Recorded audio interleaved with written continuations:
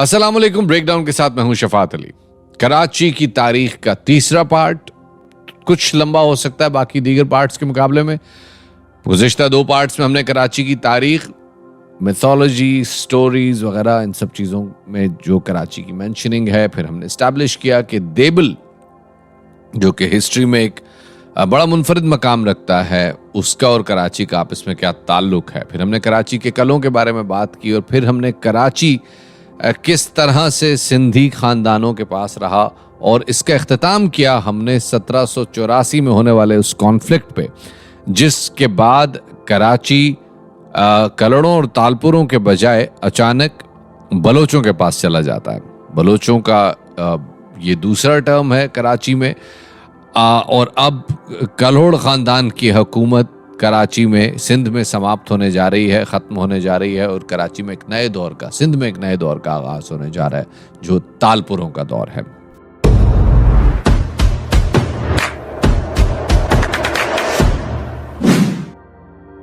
अफगानिस्तान में नादिर शाह की आमद के बाद जो सिचुएशन पैदा हुई, अफगानिस्तान पैदा हुआ, पहली तो बात ये। होतक डायनेस्टी ने, ठीक है, होतक्स ने कंदाहार की सल्तनत कायम की थी और वो एक ब्रीफ पीरियड के लिए थी, लेकिन नादिर शाह अफशार की फौज में मौजूद अहमद शाह अब्दाली एक फौज खड़ी करते हैं और एक अफगानियत का तस्वर पेश करते हैं। इस तमाम सूरत हाल को समझने के लिए आप हमारी documentary series history of Afghanistan देखिए और उसको देख के आपको काफ़ी हद तक कि अहमद शाह अब्दाली के क्या अज़ाइम थे हिंदुस्तान के हवाले से और सिंध उस हवाले से क्या पार्ट प्ले करता था, वो हम आपको आज बताएंगे। थोड़ा सा बैकग्राउंड इस्टेब्लिश करते हैं और उसके बाद इसको डेवलप करेंगे। लिंक उस डॉक्यूमेंट्री सीरीज का मैं डिस्क्रिप्शन में दे रहा हूँ, उसको ज़रूर देखिएगा। बहुत ज़रूरी है इस सारे मामले को समझना। अहमद शाह अब्दाली, उसके बेटों, भतीजों, पोतों और उसके बाद दोस्त मोहम्मद खान बारकज़ई की हुकूमत, ये सब सिंध के हालात से जो आज की डॉक्यूमेंट्री उससे बहुत रिलेटेड है। सबसे पहले कराची की इंपॉर्टेंस के हवाले से बात कर लेते हैं कि कराची क्यों मगरिब इसकी तरफ देख क्यों रहा था, वजह क्या थी। क्योंकि हमने निसाब में ये पढ़ा है कि कराची की बंदरगाह बहुत जदीद है, बहुत रीसेंट है। इससे पहले इस बंदरगाह का कुछ बाकायदा वजूद बहुत ही कम पीरियड के लिए नजर आता है और अगर आता भी है तो वो बंदरगाह कई दफ़ा तबाह हो चुकी है। लेकिन मैं चाहूँगा कि अगर आप भी इस किस्म की कोई बहस सुनते आए हैं तो आप कराची की, स्पेशली सिंध की 1540 से लेके 1650 तक की या 1660 तक की तारीख पढ़िए और आपको अंदाज़ा होगा कि किस तरह अरेबियन सीज़ के आगे एक बदमाशी चल रही थी, खुलेआम गुंडागर्दी चल रही थी कि जहां फ्रेंच सिंध आना चाहते थे लेकिन पुर्तगीज उन्हें अलाउ नहीं करते थे। ब्रिटिश किस तरह से क्रॉलिंग करते हुए दाखिल हुए, फिर पुर्तगीज की सिंध के अंदर बदमाशी किसी से ढकी छुपी नहीं है। कराची सिंध में बिलमूम तरखान दौर था, ईसा तरखान का दौर है। उनका झगड़ा हो जाता है नवाब ऑफ भक्कर से। साल है सन 1555। सन 1555 में वो उनको लगता है कि शायद अब भक्कर सिंध पे अटैक करेगा, तो वो कुमक के लिए, हेल्प के लिए अरेबियन सी में मौजूद एक पुर्तगीज वेसल को, एक पुर्तगीज शिप को खत लिखते हैं कि भाई आ जाओ, हमारी मदद करो, 800 बंदे, गोला बारूद चाहिए। वो आ जाते हैं लेकिन उनके आने में 1.5-2 महीने लगते हैं। इस दौरान जो तस्फिया होता है वो सॉर्ट आउट हो जाता है, मसला हल हो जाता है। जब मसला हल हो जाता है तो वो पुर्तगीज कहते हैं भाई आ जाओ, हम तो 800 बंदे, तोप खाना, गोला बारूद लेके आए, पैसे दो। कहते हैं काहे के पैसे? उसने कहा जो तुमने जंग लड़नी थी, उस जंग में जो बूटी मिलनी थी वो हमें दो। उसने कहा भाई कौन सी जंग, कोई जंग नहीं हुई, कुछ माले गनीमत इकट्ठा नहीं हुआ, भाग जाओ। उसने कहा यार ये तो नहीं होगा। इसका मतलब है कि पुर्तगीज के साथ पंगा, और पुर्तगीज तो पंगा मानते नहीं। उस वक्त पुर्तगीज पूरी दुनिया में बदमाश बन के घूम रहे थे।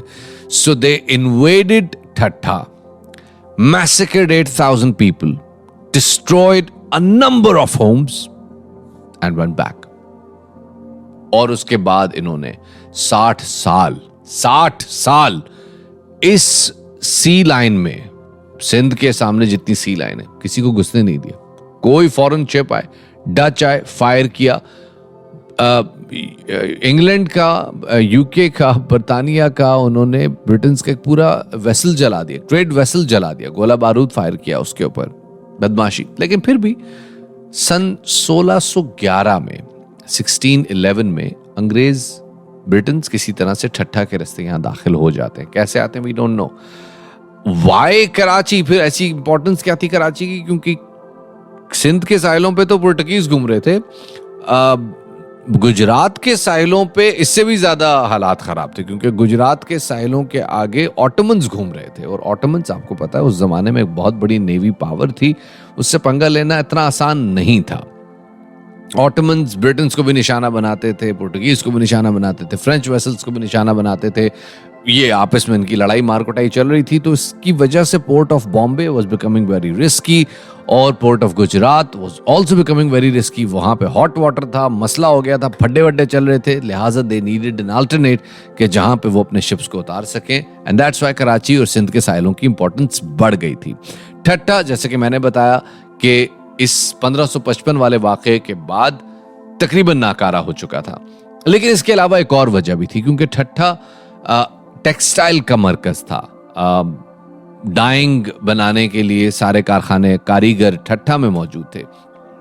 लेकिन ठट्ठा में अंग्रेज ऑफिसर्स ने लिखा है, जो अगेन इन 110 सालों के दरमियान वहां आए हैं, जो बार बार ये लिखते हैं कि ठट्ठा में because of plague and because of massacres and poverty and starvation and droughts, आबादी का बहुत बड़ा इनखला हुआ है और लोग यहां से निकल के बाकी इलाकों में, जो कि यकीनन सिंध के उस पार हैं, जैसलमेर में या गुजरात में, वो वहां पे आबाद हो चुके हैं।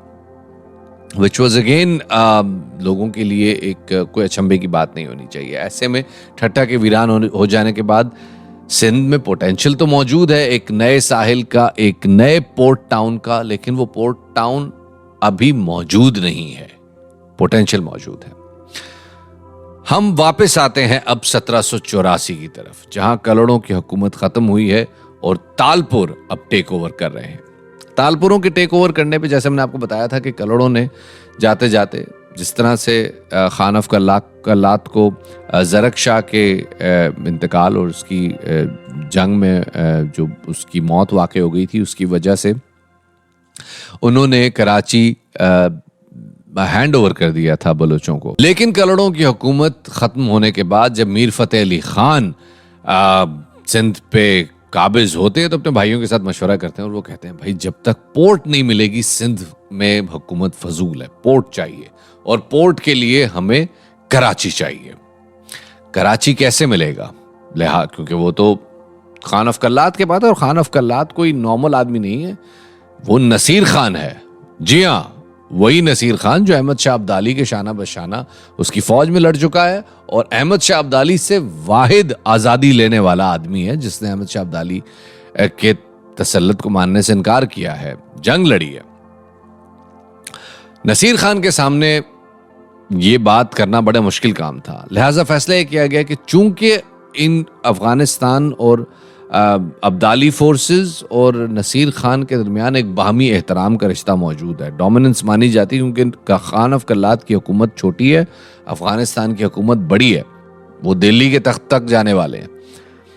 तैमूर शाह को इन्वॉल्व किया जाता है और खान ऑफ कल्लात को एक खत लिखवाया जाता है बादशाह अफगानिस्तान की जानिब से on the request of Mir Fateh Ali. Mir Fateh Ali Khan Talpur, जो कि सिंध के हुक्मरान है, उन्होंने अफगानिस्तान के बादशाह तैमूर शाह की तरफ से यह खत लिखवाया, जिसमें तैमूर शाह ने खान ऑफ कल्लात को कहा कि भाई आप लोगों ने ज़रक खान की मौत पे कराची पोर्ट के बहुत मजे ले लिए, आप लोग हर संडे यहाँ आ रहे हो, पिकनिक मना रहे हो, ऑरेंज कूलर रख के, और उसके अंदर आप यहाँ सी व्यू पे चहलकदमी कर रहे हो, बहुत हो गया, निकलो वापस और ये इनको दो। नसीर खान बूढ़े हो चुके थे, लेकिन नसीर खान ने कहा यार मैं तैमूर खान तेरे बाप की नहीं मानी, मैं तेरी मानूंगा, गेट लॉस्ट। उसने कहा अच्छा इतनी तड़ी? उसने कहा हाँ जी मैं तो तड़ी दूंगा। फिर तैमूर खान ने कहा मैं तो नहीं लड़ता। तैमूर शाह ने गिव अप कर दिया, उन्होंने कहा जी मैं किसी लड़ाई के मूड में नहीं हूं, और उन्होंने तालपुरों को कहा कि आप इस मसले को सॉर्ट आउट कर लें। तालपुरों ने सबसे पहले 1792 में 1792 1992 में कराची पे पहला हमला प्लान किया, जिसमें 15,000 बलोच फौजी भर्ती किए गए। बलोच फौजी लेके वो लियारी रिवर के सामने खड़े हुए, 3 महीने नाकाबंदी की, मीठा दर, एक ही दरवाजा था सामने। कराची वालों ने माइंड किया थोड़ा सा, उन्होंने कहा ठीक है, लेकिन पोर्ट उनका अपना खुला हुआ था, फिशरी आ रही थी, दे देना, सब कुछ तो आ रहा है, मतलब 15,000 है, 15 लाख भी खड़े हो तो क्या फर्क पड़ता है। 3 महीने मुआसरा किए, लोग वापस चले गए। 2 महीने बाद दोबारा आए और 20,000 बलोच आर्मी के साथ आए। इस दौरान ये जहन में रखिए कि भोजूमल, यस दैट भोजूमल, जिसने बीबी मुरादा, जो कि लियारी की उस वक्त की एक बड़ी मोतबर शख्सियत थी, उनके साथ मिलकर कराची की 4 दीवारी बनवाई थी। भोजूमल का भाई दीवनदास इस वक्त तालपुरों के साथ मिलके कराची पे हमला आवर हो रहा था, अपने भाई के बनाए हुए शहर पे हमला आवर हो रहा था, जहां पे उस वक्त उसके भतीजे यानी के भोजूमल के बेटे धरियानोमल की गवर्नरी थी। गवर्नरी क्या थी? धरियानोमल एक बिजनेसमैन था और पोर्ट का बंदोबस्त, जैसे मैंने आपको पहले बताया था कि सन 1729 से कराची पोर्ट का बंदोबस्त पहले भोजूमल और उसके बाद उसके बेटे धरियानोमल के पास था। धरियानोमल ने ज्यादा रेजिस्ट नहीं किया, लेकिन भोजूमल के भाई ने अपने भतीजे के खिलाफ गोले बारूद तालपुरों को प्रोवाइड किया कि मारो, ट्राई करो ना, खूब बमबारी की, कोई फायदा नहीं हुआ। वो वापस चले गए। अब वापस जाने के बाद वो एक बड़ी आर्मी लेकर आ रहे थे, और बड़ी आर्मी लेकर आके वो तकरीबन 25,000 की फौज का लश्कर था, जो एक बार फिर वो लियारी नदी के सामने आके बैठ गए। तीसरे हमले पे धरियानोमल साहब ने, जो कि कराची के एडमिनिस्ट्रेटर, नाम नेहाद खुद साख्ता एडमिनिस्ट्रेटर थे, उन्होंने खत लिखा खान ऑफ कल्लात को, जिनके कब्जे में टेक्निकली ये शहर था, और उनसे कहा कि तुम्हारा एक एडमिनिस्ट्रेटिव गवर्नर है यहाँ पे, एक मिलिट्री गवर्नर है, फौजी तुम्हारा एक नहीं घूमता है शहर में, पूरे का पूरा शहर तुम लोगों ने मेरे हवाले किया हुआ है, मैं क्या करूं। लोग इंटरेस्टेड नहीं है इस सीज में और इस हमले में, और they don't want a fight and they are not ready to put up a fight. Khan of Kalat ने कहा भाई मेरा मूड नहीं है लड़ाई का, आपकी मर्जी है, आप लड़ना चाहते हैं लड़े, नहीं तो लड्डू खा के मरे। धरियानोमल ने कहा कि दिस इज बैड, ये बुरी बात है। वो गया, उसने तालपुर साहब को कहा कि देखें सर, आप अटैक करना चाहते हैं हम पे? उसने कहा जी बिल्कुल मैं अटैक करना चाहता हूँ। उसने कहा देखें आपका अपना घर है, आप आए बाहर बैठ के बात करें, गोले मारने क्या तो क्या नॉक करके आ जाए आप, मतलब इसमें just there.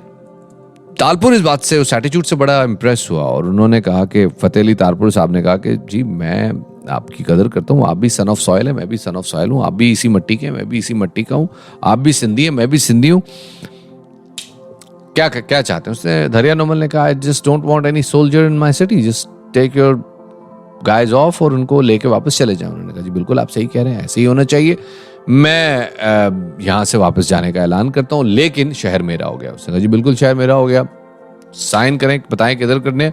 1794 Karachi goes back to तालपुर्स। तालपुर्स को बहुत अच्छी तरह आइडिया था कि वो क्या कर रहे हैं और वो क्या चाह रहे हैं, और उन्होंने इस शहर के साथ करना क्या है। उनको पता था कि इस शहर की इंपॉर्टेंस स्पोर्ट सिटी की है, लिहाजा सबसे पहले उन्होंने धरियानोमल साहब को कहा कि भाईजान आपको पता है मैं पैसे चाहिए। धरियानोमल ने कहा भाई मैं पिछले 2 साल से यही तो देख रहा हूँ कि तुम लोग आते हो यहाँ पे धड़ दौड़ करते हो और मैं पैसे लगाता हूँ, बताओ कहाँ लगाने हैं पैसे। उन्होंने कहा शहर की तामीर में अगर पोर्ट होगी तो पोर्ट पे तो सामने पुर्तगाली आएंगे। उसने कहा वो तो आएंगे। कहा हो सकता है फ्रेंच भी आए? कहा बिल्कुल आए। क्या हो सकता है बरतानवी आए? कहा बिल्कुल आएंगे। तो उनको भगाने के लिए हमारे पास एक किला होना चाहिए। उसने कहा जी बिल्कुल होना चाहिए, लेकिन किला तो ऑलरेडी है। उसने कहा वो किले को जाके देखें। गए मनोड़ा के साहिल पे पहुंचे तो एक बिल्कुल वो मलबा पड़ा हुआ था, बिकॉज ऑब्वियसली 1200-1300 साल पुराना किला है, वो अरबियों ने बनाया था। उन्होंने कहा कि जी ऐसा है कि आप इस किले को रीबिल्ड करें और इसके पैसे दें। धरियानोमल साहब ने इसको स्पॉन्सर किया कुछ हद तक, ज्यादातर पैसे तालपुरों ने खुद डाले थे, और इस किले को नए सिरे से 1797 में, ये वो कासिम किला है जो कि इस वक्त मौजूद है मनोड़ा के साहिल पे, और उसको दोबारा से रीस्टैब्लिश किया, पोर्ट को ऑर्गेनाइज किया थोड़ा सा, और साथ में सेटअप वेटअप करके game on. In the meanwhile तालपुरों को अंदाजा हुआ कि धरियानोमल इज एन एसेट, इसके साथ तो दोस्ती रखनी चाहिए, क्योंकि तालपुर इन पिछले 10 सालों में अपने आप को करोड़ों से बहुत बेहतर गवर्नर साबित कर चुके थे। उन्होंने अपने आप को टैक्सेशन में बहुत इम्प्रूव किया था, उन्होंने सिस्टम बहुत अच्छे बनाए थे, उन्होंने मजहबी तौर पे अपने आप को बहुत ज़्यादा इन्वॉल्व रखा हुआ था, दोनों तरफ के मज़ाहिब, क्योंकि सिंध में उस वक्त कई मज़ाहिब थे। ज़िक्री फ़िरका था जो कि अमूमन बलोच होते थे, लेकिन ज़िक्री फ़िरका सिंध में बड़ी तादाद में मौजूद था। यहाँ पे हिंदू मौजूद थे, यहाँ पे मुसलमान मौजूद थे, यहाँ पे जैन भक्त मौजूद थे, उन तमाम मज़ाहिब को, बुद्ध भक्त मौजूद थे, बुद्ध भक्षु बहुत बड़ी तादाद में थे, तमाम मज़ाहिब को साथ लेके चलने वाले लोग थे। इन्होंने बड़ा बैलेंस रखा हुआ था और सबसे ज़बरदस्त काम इनका एडमिनिस्ट्रेटिव, इनका डाक और इनका एजुकेशन और टैक्सेशन सिस्टम था, जिसके अंदर कोई सानी नहीं था और हर चीज़ रैपिड हो रही थी। गवर्नेंस का पेस बहुत ज़बरदस्त था, हर गवर्नमेंट का ऑफिशियल बहुत इजीली एक्सेसिबल था। और मीर खुद तो तालपुर जो है वो हैदराबाद में बैठते थे, लेकिन एवरीबॉडी कुड गो देयर और वो उनसे बात कर सकता था और दे वर अवेलेबल फॉर एवरीवन। ये चीज़ उनकी गवर्नेंस को इम्प्रूव करती है और धरिया नॉर्मल जैसे बिजनेसमैन को यहाँ मौका मिलता है अपना कारोबार चमकाने का। वो तालपुरों के साथ दोस्ती पक्की करता है और कराची पोर्ट को मजीद डेवलप करता है। और वो कराची पोर्ट जो कि एक मछेरा बस्ती थी, वो एक ट्रेड बस्ती में बनना ट्रेड पोर्ट में कन्वर्ट होना शुरू होती है, जिसके अंदर हर तरह का ट्रेड आना शुरू हो जाता है, जिससे हिंदू अमीर होते हैं और अपर क्लास बन जाते हैं, जबकि मुसलमान पैसे तो कमाते हैं लेकिन वो लोअर क्लास बन जाते हैं। और इस क्लास डिफरेंस की वजह से हल्की फुल्की सी टेंशन शुरू हो जाती है। तालपुरों को इस टेंशन का अंदाजा पहली बार तब होता है जब कंप्लेंट आती है कि हमारे मंदिर के सामने मुसलमानों ने मस्जिद बना ली। जाहिर है उनके पास पैसे आएंगे तो वो तो मस्जिद बनाएंगे ही, लेकिन वहाँ के जो कारोबारी और वो सेठ वेठ टाइप के हिंदू थे, उनको लगता था कि नहीं, दिस इज ऑफ। इतने हजारों साल से यहाँ पे कभी हमारे मंदिर के सामने मस्जिद नहीं बनी, तो अभी हमारी मस्जिद मंदिर के साथ दीवार से दीवार में लाके क्यों मस्जिद बना रहे हो, एंड स्टफ लाइक दैट। छोटे छोटे तनाज़ात खड़े होने शुरू हो गए। बेसिकली जब भी कोई एक तबका अमीर होता है तो गरीब तबका उसको अपनी महरूमियों का जिम्मेदार करार देना शुरू कर देता है। और यही कुछ उस ज़माने के हिंदू महाजनों और ट्रेडर्स के साथ हो रहा था, क्योंकि उन मुसलमान ये लगते थे, उनको ये लगता था, क्योंकि वो एक तो तादाद में कम थे, अकलियत थे, दूसरा गरीब थे, जिसकी वजह से हिंदुओं के खिलाफ एक रिजेंटमेंट पैदा हो रही थी। मैं नफरत नहीं कहूंगा, लेकिन एक रिजेंटमेंट थी, एक अलाव था जो किसी भी वक्त फटने को बेताब था, जिसकी वजह से गड़बड़ हो सकती थी। जमाना है ये 1801 का, लेकिन ठहरिए, अब यहां से जूम आउट करते हैं और देखते हैं कि उस वक्त इर्द गिर्द क्या हो रहा है। अंग्रेज एक तवील अरसे से सिंध में ट्रेड हाउस बनाने के चक्कर में थे। उन्होंने तरखानों के साथ बड़ी कोशिश की ट्रेड हाउस बनाने की। तरखान कभी भी इंटरेस्टेड नहीं थे ट्रेड हाउस बनवाने में। इनिशियली कुछ परमिशंस दी, लेकिन उसके बाद दे वर नॉट इंटरेस्टेड। फिर करोड़ों का दौर आया, उनके साथ भी इन्होंने बातचीत करने की कोशिश की, लेकिन in the meanwhile Ahmad Shah Abdali ने अफगानिस्तान में ताकत पकड़ी और उसने ताकत पकड़ते के साथ ही हिंदुस्तान की तरफ निगाह की और दिल्ली के तख्त पे वो एक अबाबील के लश्कर की तरह हमलावर हुआ और सामने जो ताकत आई वो उससे टकरा के पाश पाश हो गई। सिंधियों को लगा कि अब अहमद शाह अब्दाली रुख टुवर्ड सिंध करेगा और सिंधियों का नंबर आ जाएगा। उन्होंने अहमद शाह अब्दाली को कुछ दोस्ती की पेशकश की, जिसके जवाब में अब्दाली फोर्सेस ने सिंधियों से एक बड़ा खराज मांगा कि आप हमें एनुअल टैक्सेस की मद में इतना इतना इतना पैसा देंगे। करोड़ों को लगता था कि इस मसले से निकलने का सिर्फ एक हल है और वो ये कि अंग्रेजों से दोस्ती बनाई जाए ताकि अब्दालियों को रोका जा सके। लिहाजा उन्होंने अंग्रेजों को एक बार फिर ट्रेड हाउसेस बनाने की ऑफर दी। अंग्रेजों ने ट्रेड हाउसेस बनाए, लेकिन उन ट्रेड हाउसेस में ट्रेड नहीं होती थी। उसमें कुछ साजबाज होती थी, कुछ ईस्ट इंडिया कंपनी के मंसूबे डिस्कस किए जाते थे। ये डिस्कस किया जाता था कि इनका जो भी काम है वो करते रहें, हम इनकी सियासत में इन्वॉल्व नहीं होंगे। उसका एक बड़ा मुजाहरा हुआ कि जब एक कलड़ हुक्मरान ने अंग्रेजों को पहले तो गुंजाइश दी, 1760 में इनको 1761 में इनको इजाजत दी, इनका ट्रेड हाउस बनवाया, उसमें खुली आज़ादी दी, टैक्स फ्री किया इनको। और उसके बाद जब उनका कच्छ के राव से, कच्छ जिले के राव से कुछ तनाज़ा हुआ तो उनको लगा कि अब इनको अटैक करना चाहिए और उन्होंने इस अटैक के लिए अंग्रेज़ों से 10,000 गोले मांगे। अंग्रेज़ों ने कहा सॉरी, हम राउज़ को भी दोस्त मानते हैं, हम आपको भी दोस्त मांगते हैं, we are not a party into this. बात बैलेंस्ड आउट थी। लेकिन उसके बाद एक और इंसिडेंट होता है जिसमें एक कलोड़ खानदान का एक गुलाम, एक सर्वेंट, उनके बहुत सारे कीमती अशिया लेकर फरार हो जाता है और गुजरात के इलाके सूरत में पनाह ले लेता है। जब पता चलता है तो चूंकि गुजरात में गवर्नर का नुमाइंदा मौजूद था, लिहाजा खत लिखा गया कलोड़ों की जानिब से कि भाई ये आपके पास ये बंदा मौजूद है, इसको अरेस्ट करके हमारे पास भेजे। अंग्रेजों ने कोई इंटरेस्ट नहीं लिया। यहाँ पे कलोड़ों को लगा कि अंग्रेजों का कभी कोई हमारी सियासत में कोई इंटरेस्ट नहीं होगा, ये हमारी कभी डिफेंस वॉल नहीं बन सकते। अगर हमें अफगानियों के खिलाफ अपना डिफेंस करना है तो हमें खुद ही करना पड़ेगा, लिहाजा अंग्रेजों को पालना एक बैगेज से कम नहीं है। They asked all the Goraj के भाईजान अपना ये काम धंधा बंद करो एंड गेट लॉस्ट। उस वक्त में अंग्रेजों को तकरीबन 1 लाख रुपए का नुकसान हुआ था। अंग्रेजों ने कलोड़ों को कुछ तोहफे तहाइफ दे के मनाने की कोशिश की, but they were not interested. कुछ ही अरसे बाद जब तालपुरों ने ताकत पकड़नी शुरू की तो कलोड़ों को अपनी गलती का एहसास हुआ। कलोड़ों के नुमाइंदा ईस्ट इंडिया कंपनी के गवर्नर के पास जाते हैं और उनसे कहते हैं कि आप वापस आएं और हमारे सूबे में सरमायाकारी करें, जिसपे अंग्रेज कहते हैं सॉरी, नॉट इंटरेस्टेड। अल्टीमेटली कलोड़ों की हुकूमत खत्म होती है और तालपुरों का इरा शुरू होता है। तालपुर हुकूमत को इस तमाम सिनारियों का इल्म था, लेकिन तालपुरों की बदकिस्मती के 1790 की दहाई के आखिर में, यानी 1797 के बाद से पंजाब की डायनामिक्स चेंज होनी शुरू हुई। पंजाब में सिखों के 13 मिसल आपस में लड़ते रहते थे और Punjab was totally out of control, Punjab was chaos. लेकिन अचानक गुजरांवाला से एक शख्स उठता है और 20,000 का लश्कर लेकर लाहौर पे हमला आवर होता है। लाहौर उस वक्त जमान शाह के कंट्रोल में है। जमान शाह अफगानिस्तान का बादशाह है और तैमूर शाह का बेटा है। जमान शाह न सिर्फ ये कि सिखों का दुश्मन है, वो मुगलों का भी दुश्मन है, वो मराठों का भी दुश्मन है और वो साम्राज्य का भी दुश्मन है, वो सिद्धियों का भी दुश्मन है। जब इतने सारे दुश्मन होते हैं तो फिर अपने घर की खबर लेना बड़ा मुश्किल होता है और अंग्रेजों ने इसका फायदा उठाया और जमान शाह के भाई को जमान शाह के खिलाफ भड़काया। जमान शाह उसी की बगावत को चलने के लिए वापस काबुल गया और इन द मीनवाइल गुजरांवाला की 20,000 फौज ने लाहौर पे छापामार हमले करने शुरू किए। न सिर्फ ये कि लाहौरियों की पेशकदमी, लाहौरियों ने जो पहले पेशकदमी की थी उसको रोका, बल्कि उसके बाद छापामार हमले करके कलाए लाहौर का कंट्रोल संभाल लिया और 1799 में Lahore fell into the realm of Ranjit Singh.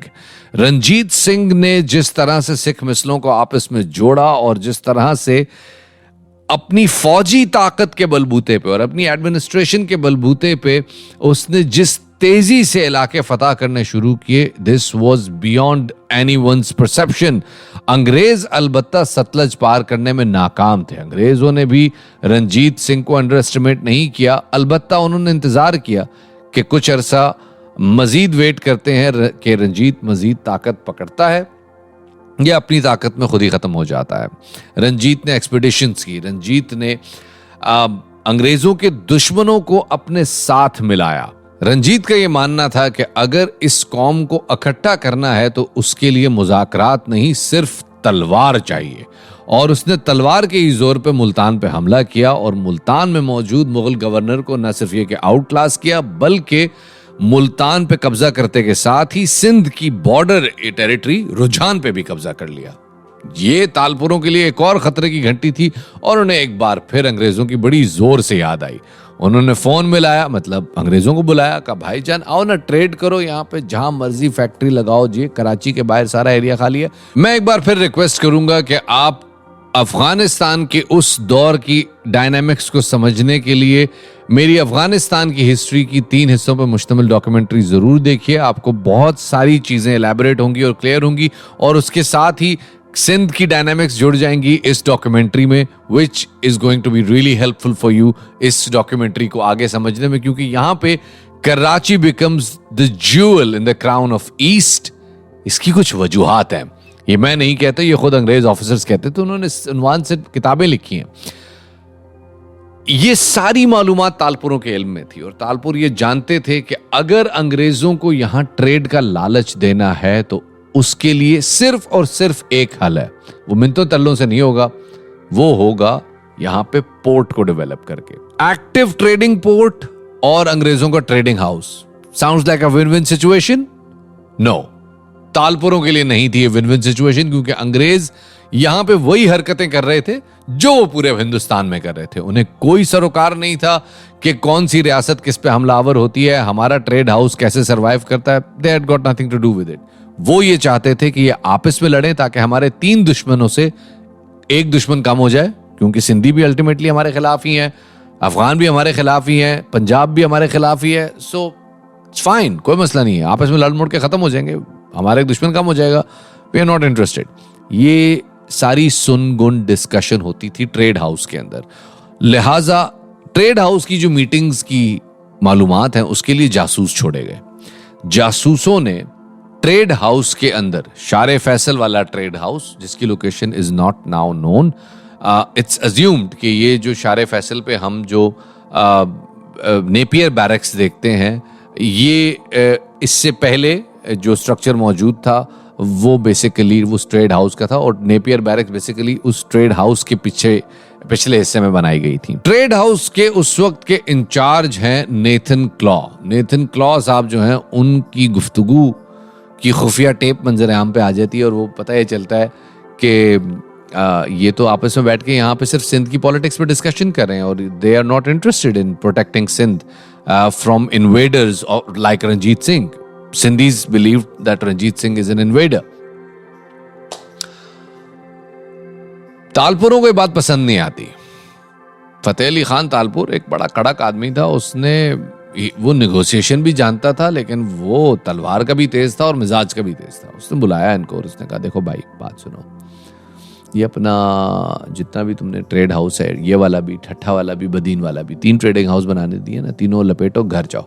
उसने कहा ये क्या बात हुई, ये तुम हर दो साल बाद हमें यही कहते हो। उसने कहा यार बात ऐसी है कि तुम लोग इंटरेस्टेड नहीं हो, तुम लोग डिफेंस नहीं करना चाहते, हमारे साथ ट्रेड जो है वो सिर्फ हमने पैसे कमाने के लिए थोड़ी बुलाया तुम्हें, हम तो चाहते हैं हमारा कुछ स्ट्रेटेजिक डेप्थ आ जाए बीच में। उसने कहा भाईजान स्ट्रेटेजिक डेप्थ आने में 1990 की दिहाई आने में अभी 150 साल बाकी है, तो आप ऐसा करें कि तब तक का इंतजार करें जब तक स्ट्रेटेजिक डेप्थ की टर्मिनोलॉजी ईजाद होती है। हम तो आपके साथ जो है अभी कारोबार करने में इंटरेस्टेड नहीं है। ठप्पा बंद। 1803 इंग्लिश वर सेंट ऑफ। 2 साल बाद उन्हें एहसास होता है, अरे ये क्या कर दिया, अंग्रेजों को तो यहां बुलाना था, गुर्बत, अफलास, उसका क्या करेंगे।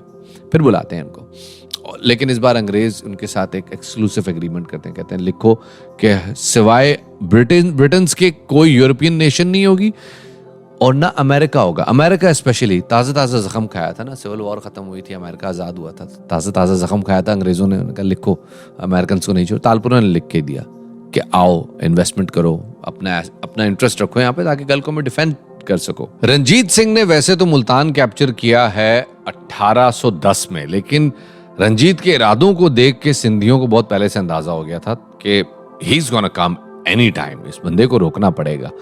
ये इत्तेफाक की बात है कि रंजीत की तवज्जो सिंध के बजाय अफगानियों और पेशावर पे हो गई और उसने वहां पे इंगेज करना शुरू कर दिया, उसकी तवज्जो वहां बननी शुरू हुई और उसने आहिस्ता आहिस्ता अटक से पार जाने की कोशिशें करनी शुरू कर दी।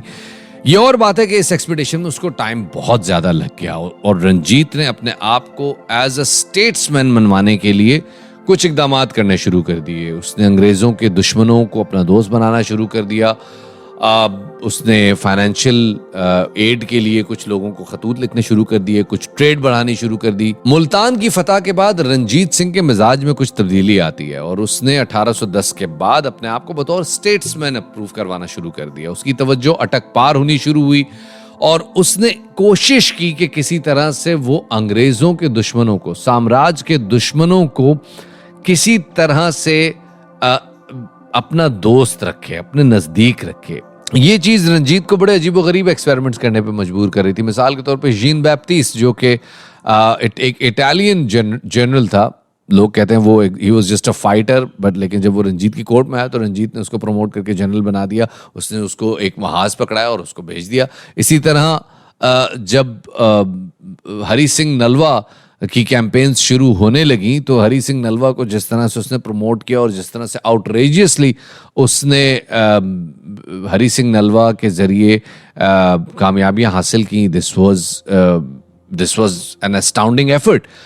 इसी तरह से उसने सिख मजहब के ऊपर काम करना शुरू किया और सिख मजहब की तालीमात के लिए उसने कॉन्फ्रेंसेस अरेंज करानी शुरू की और गुरु ग्रंथ की हिफाजत करनी शुरू की, जिससे उसका रिलीजियस स्टैचर मजबूत हुआ। इन सारी चीज़ों के बाद तालपुरों को ये लगा कि अब अंग्रेज भी खतरा नहीं रहे और अब रंजीत भी खतरा नहीं रहा। हम लोगों ने सबके इंटरेस्ट तिजारत में यहाँ फंसा लिए हैं, now everything is fine, we are more like Singapore now, तो हमें फौज की ज़रूरत नहीं, क्या ज़रूरत है। तो आहिस्ता आहिस्ता वो तालपुर एडमिनिस्ट्रेशन, वो तालपुर कल्चर, वो तालपुर गवर्नेंस जिसकी मिसालें दी जा रही थी, वो आहिस्ता आहिस्ता कमज़ोर होनी शुरू हो गई। Talpur army became Fairlie out numbered.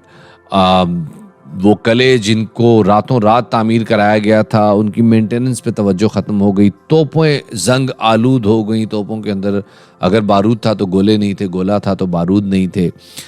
It was a chaos everywhere. ये तमाम बातें आगे चलकर किस कदर नुकसानदेह साबित हुई आपको चंद मिनट में बताता हूँ, लेकिन वापस आता हूं उस पॉइंट की तरफ जो मैंने बीच में एक हल्का सा क्लिफ हैंगर छोड़ा था कि जब क्लास डिफरेंसेस आते हैं हिंदुओं में और मुसलमानों में, ट्रेड की वजह से और पोर्ट की एक्टिविटी की वजह से क्लास डिफरेंस शुरू हुआ था, तो उसमें हल्की हल्की सी रिजेंटमेंट आना शुरू हो जाती है। वाकया है 1831 का। भोजूमल, फाउंडर ऑफ कराची, जिन्होंने कराची की चार दीवारी बनवाई और जिस तरह से उन्होंने उसको इस्टेब्लिश किया, इंतकाल कर चुके हैं। उनके बेटे धरिया नौमल इंतकाल कर चुके हैं। अब उनके साहबजादे नौमल होतचंद, सेठ नौमल होतचंद कराची की पोर्ट के रूहे रवां हैं, कराची के सबसे बड़े महाजन हैं, सबसे बड़े ताजिर हैं। और टेक्सटाइल हो कि ड्राई फ्रूट्स हो कि ओपियम, सबसे बड़ा ट्रेड उस जमाने का, ओपियम हो या लेनिन हो या क्राफ्ट हो या डाइंग हो या इंडिगो हो, वो हर किस्म की चीज़ कराची से एक्सपोर्ट कर रहे हैं, इम्पोर्ट कर रहे हैं। He knows Karachi and he is probably one of the most wealthiest person. इसकी बहुत सारी दीगर वजूहात भी हैं, लेकिन मैं उनकी तरफ थोड़ी सी डिटेल में बाद में जाऊंगा। 1831 का वाकया है और नौमल होतचंद साहब जो हैं वो ऑब्वियसली जब इतना अमीर होते हैं तो आपके 100 सज्जन होते हैं, 100 दुश्मन होते हैं। एक वाकया होता है कि एक बच्चा, हिंदू बच्चा जिसका ताल्लुक नसरपुर से है, वो बच्चा किसी से कोई चीज़ चुराता है, नहीं चुराता, और वो जाके किसी मस्जिद में छुप जाता है। जब वो मस्जिद में छुपता है, हिंदू जमा हो जाते हैं उस मस्जिद के बाहर कि बच्चा हवाले करो। मुसलमान मस्जिद के बाहर दरवाजों पे आए खड़ा हो जाते हैं कि हम हिंदू को अंदर घुसने नहीं देंगे, हालांकि इसकी कोई रिलीजियस सिग्निफिकेंस तो नहीं है, लेकिन उस ज़माने में ज़ाहिर कम इल्मी थी तो इस किस्म की चीज़ें आई सामने। अब यहाँ ये फड्डा हो गया कि मुसलमान कह रहे हैं कि बच्चा हमारी अमान में है, ये मस्जिद में है, अल्लाह के घर में है। हिंदू कह रहे हैं कि नहीं, तुम बच्चे को कन्वर्ट करोगे और बच्चा हमारा ऐसे चोरी की, इसको बाहर निकालो कि हम सजा दें। Technically this shouldn't have been a problem, ये लॉ एंड ऑर्डर सिचुएशन थी, लेकिन चूंकि मैंने आपको बताया कि वो तालपुर गवर्नेंस जिसकी मिसालें दी जाती थी, अब उस पर से तवज्जो खत्म हो गई थी, लिहाजा एवरीबॉडी वाज एट ईज। फड्डा बन गया। वाकई के अगले दिन, उस वक्त तो चलो लोगों ने चुप करा के सबको अंदर भिजवा दिया, अगले दिन नौमल होतचंद की दुकान के बाहर एक साहब आते हैं जो कि एक बड़े मुतवव्विल मौलवी साहब हैं, उनका नाम है नूरुल शाह। नूरुल शाह साहब जो हैं वो नौमल होतचंद की दुकान के आगे जो है वो गालियां वालियां देते हैं नौमल होतचंद को। नौमल होतचंद का भाई पारस राम इस मौके पे उठ के नूरुल शाह साहब को गालियां देता है और वो जो है वो बात चढ़ते चढ़ाते जो है वो बड़ी ख़तरनाक हो जाती है। एक उसमें साहब ने किस्सा ज़रा ज़्यादा भी लिखा है और उसमें उन्होंने लिखा है कि भाई नूरुल शाह जो है उसने वो ख़ुद को सैयद कहते थे और उन्होंने जो गालियाँ दी पारस राम ने, तो उसमें कुछ गालियाँ ऐसी थी क्योंकि जो आपको पता है ना पीछे ट्रेस बैक हो जाती है, तो उसमें नूरुल शाह ने इल्ज़ाम लगा दिया कि आपने ब्लास्फेमी कमिट कर दी है। और वो वहाँ तक रुके नहीं, वो वहाँ से ठट्ठा गए, बदीन गए, घारो गए और उन्होंने उस तमाम इलाकों में ऐलान कराने शुरू कर दिए कि ब्लास्फेमी हो गई है, चलो मीर हैदराबाद की अदालत में चलो कि जाके वहां फैसला लें। और एक लश्कर जर्रार पूरे सिंध के साहिली इलाकों से उठ के और मीर ऑफ हैदराबाद की, मीर मुराद की अदालत में पहुंच गया। जब नामुल हुज्जत ने देखा कि ये वाक़या, तो उसने अपने भाई पारस राम को तो भगा दिया जैसलमेर, और उसने अपने 2000-2500 हिंदू लिए और वो भी पहुंच गया मीर ऑफ हैदराबाद की अदालत में। अब नवाब की अदालत में ये दो धड़े एक दूसरे के ऊपर मुर्दाबाद मुर्दाबाद के नारे लगा रहे हैं। उसने कहा भाई जी ने तो बहुत टेंशन। उसने कहा देखें मैं कोई फ़कीह नहीं हूँ, ये शरीयत कोर्ट का काम है, रिलीजियस काम है, तो ये आप काजी ऑफ नसरपुर के पास जाएं। नसरपुर हैदराबाद से कुछ किलोमीटर के फासले पे, आप हैदराबाद से आगे जाते हैं टंडो आता है, टंडो से आप उल्टे हाथ लेते हैं तो चंद किलोमीटर के फासले पे नसरपुर आ जाता है। नसरपुर के काजी के पास पहुंचे जनाब। नसरपुर के काजी ने देखा कि तो सिचुएशन बहुत ही बैड है, और ऑब्वियसली नामुल हुज्जत बहुत वेल्दी आदमी था, तो ऑब्वियसली वो एक उसके एक अदब लिहाज भी तो होता है ना। तो उन्होंने नामुल हुज्जत को कहा कि यार आप भी घर जाएं, और दूसरों को कहा कि आप सबूत लेके आएँ। उन्होंने कहा जी सबूत तो कोई नहीं है। इन्होंने कहा कि जी ये इन्होंने हमारी बेहरमती की है, इनको शहर से निकालो। उन्होंने कहा इनको शहर से निकालो। होते होते होते काजी साहब ने दोनों को बर्खास्त किया और कहा कि जी केस डिसमिस्ड, आप लोगों को कोई केस ही नहीं है। जब ये वापस जा रहे थे तो मुसलमान तैश में आए हुए थे, और ऑब्वियसली रिलीजियस सेंटिमेंट हर्ट हुआ था, ब्लास्फेमी का इल्ज़ाम लगा हुआ था। उन्होंने नामुल हुज्जत को अगवा किया और अगवा करके ठट्ठा ले गए। और शुनीद ये है, कुछ लोगों ने लिखा, नामुल हुज्जत ने तो ये वाक़या अपनी मेमोइर्स ऑफ नामुल हुज्जत में यहीं तक लिखा है, लेकिन इससे आगे लिखने वाले लिखते हैं कि न सिर्फ ये कि मुसलमान नामुल हुज्जत को ठट्ठा ले गए, बल्कि वहां बतौर बदला इनकी खतना भी कर दी। ये बात ऑब्वियसली किसी भी बंदे के लिए एक मतलब थ्रेट है, एक बड़ी अजीबो गरीब सी बात है। नामुल हुज्जत इसके बाद इतना ज्यादा दिल बर्दाश्ता हुआ कि उसने कहा ऐसी की तैसी तुम लोगों की, और वो कराची आया और उसने कराची आया कहा कि I just don't want to live with these people. आप लोगों को आपका शहर मुबारक हो, I will see you guys later. अपना सारा कारोबार समेटा, आउट। बेचा नहीं, समेटा, आउट।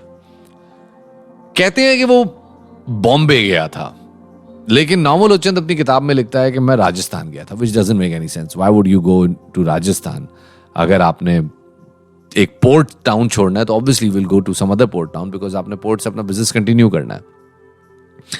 बॉम्बे में ईस्ट इंडिया कंपनी अपना हेडक्वार्टर बना के बैठी हुई थी, और वहां पे governor of East India Company के साथ नामुल हुज्जत के कुछ मुज़ाकरात होते हैं। नामुल हुज्जत made some amazing missions to London, और वहां उसने बड़े लोगों से मुलाकातें की, बहुत सारे वाकयात हुए।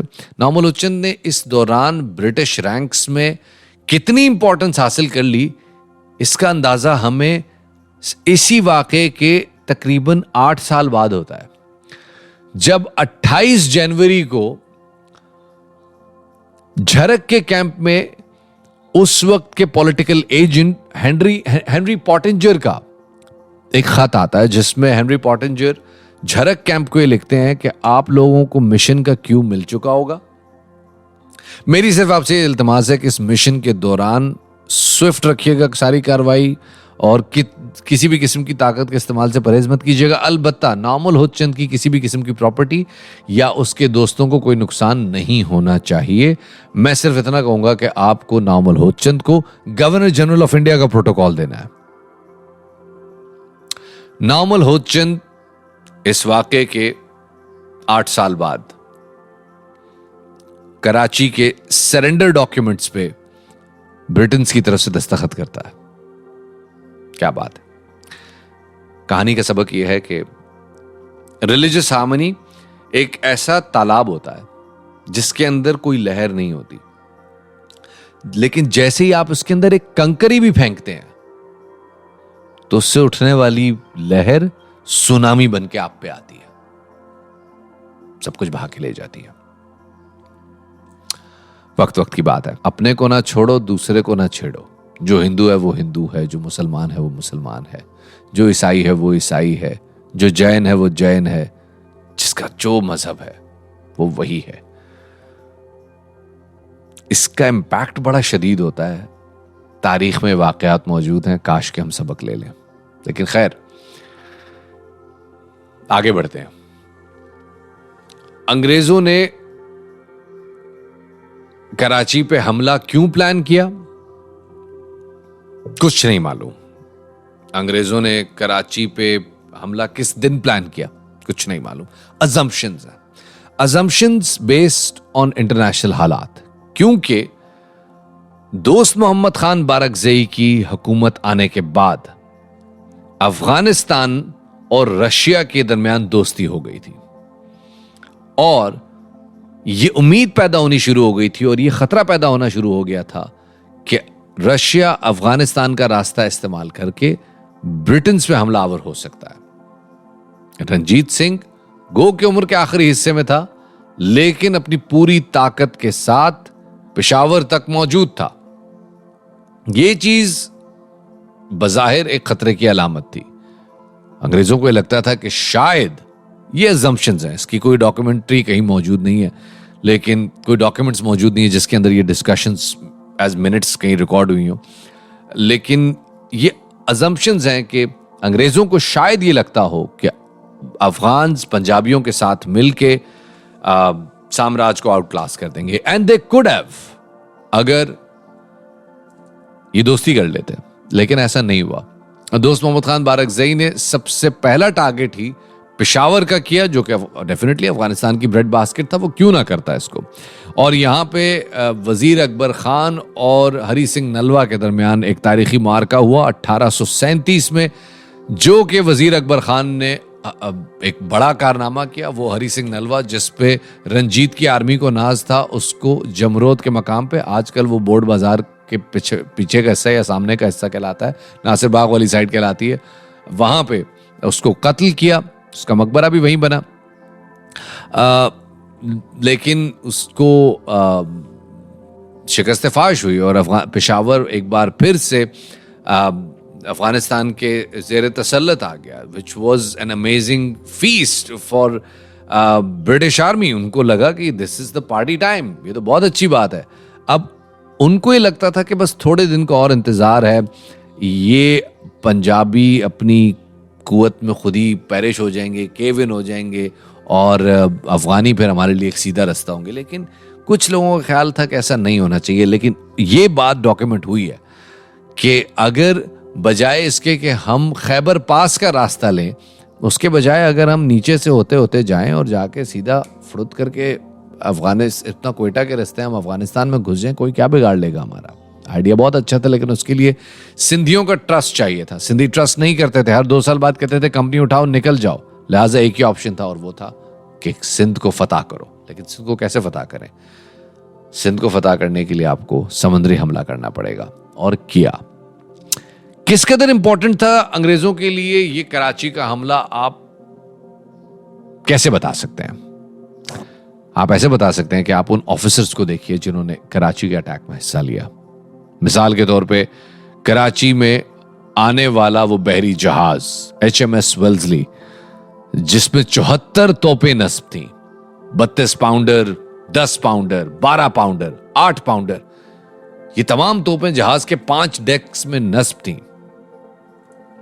उस तोप के उस जहाज के सामने कोई खड़ा हो ही नहीं सकता। जहाज के कप्तान का नाम था सर फ्रेडरिक मिडलैंड। ये वही आदमी है जिसने वाटरलू के मैदान में नेपोलियन को शिकस्त दी थी और नेपोलियन से सरेंडर डॉक्यूमेंट साइन करवाए थे। HMS वेल्सली की क़यादत कर रहे थे सर फ्रेडरिक मिडलैंड। कौन सर फ्रेडरिक मिडलैंड? ये रेयर एडमिरल हैं इस वक्त, लेकिन इस वाकये से तकरीबन 24 साल पहले वाटरलू के मैदान में इन्होंने ही नेपोलियन को कैप्चर किया था। ये एक अंदाजा बता रहा हूं आपको, आप खुद गैस कर सकते हैं कि Englishman they were very serious in capturing Karachi.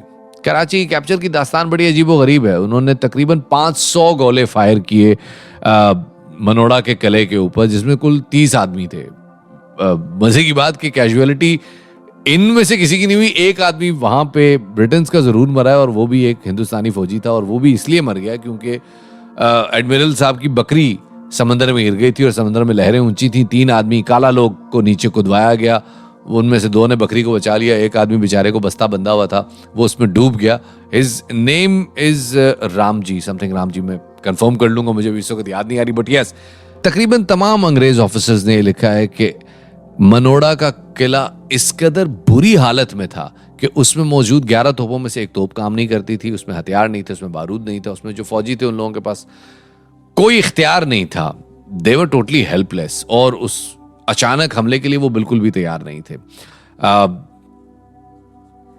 7 फरवरी 1839 कराची के सरेंडर के डॉक्यूमेंट पे दस्तखत होते हैं, जिसमें पहले तो बरतानवी फौज की तरफ से जो रेयर एडमिरल साहब हैं, ये सर मिडलैंड, ये दस्तखत करते हैं, और दूसरी तरफ से तालपुरों के अली रेखा साहब जो हैं वो दस्तखत करते हैं, जो कि काजी थे शहर के, एक एडमिनिस्ट्रेटिव, एक मिलिट्री काजी थे, उन गवर्नर थे, उनका भी साइन करवाया गया, और उसके बाद शहर की चाबियां नामुल हुज्जत को दी गई।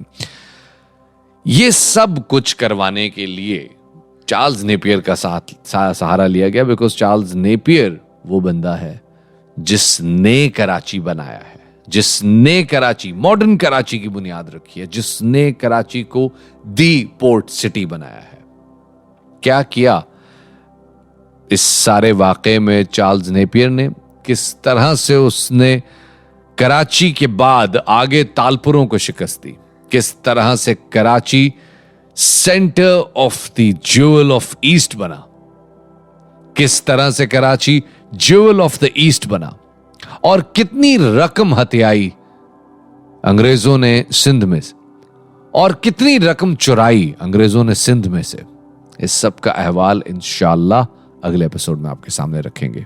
शफात अली को इजाजत दीजिए।